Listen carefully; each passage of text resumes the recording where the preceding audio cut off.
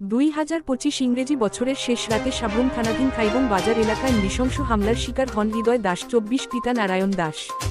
অভিযোগ অনুযায়ী এলাকার দুই যুবক প্রবীর দাস ও অপু দাস রাত আনুমানিক 10টা নাগাদ হৃদয় দাসকে প্রচণ্ড মারধর করে। হামলায় তার মাথা ও বুকে গুরুতর আঘাত লাগে। স্থানীয় জনগণ তড়িঘড়ি আহত হৃদয় দাসকে উদ্ধার করে রাতে সাব্রুম মহকুমা হাসপাতালে নিয়ে যান।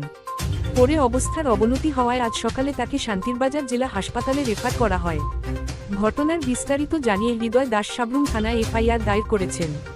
পুলিশ সূত্রে জানা যায়, অভিযুক্ত দুই যুবক বর্তমানে পলাতক। ঘটনাটি এলাকায় তীব্র ক্ষোভ ও উদ্বেগের সৃষ্টি করেছে। তোমার নাম কি? হৃদয় দাস। বাড়ি কোথায়? খাইবং কবুতরপাড়া। হসপিটাল কিসের জন্য এসেছো? কালকে রাত্রে দুজন আমার মারধর করছে, এই কারণে আছি।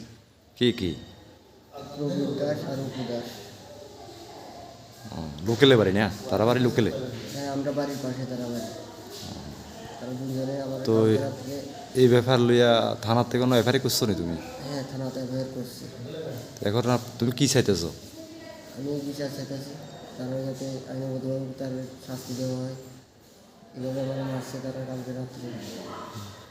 লোকজন না থাকলে তোমার মারিলে একটু পিছু দেখতে। এখন সাব্বুম হসপিটাল ডাক্তার কি বলেছে? সাব্রুম হসপিটাল থেকে আমাকে শান্তিবাজার রেফার করেছে। এখন তুমি কোথায়? শান্তিবাজার হসপিটালে।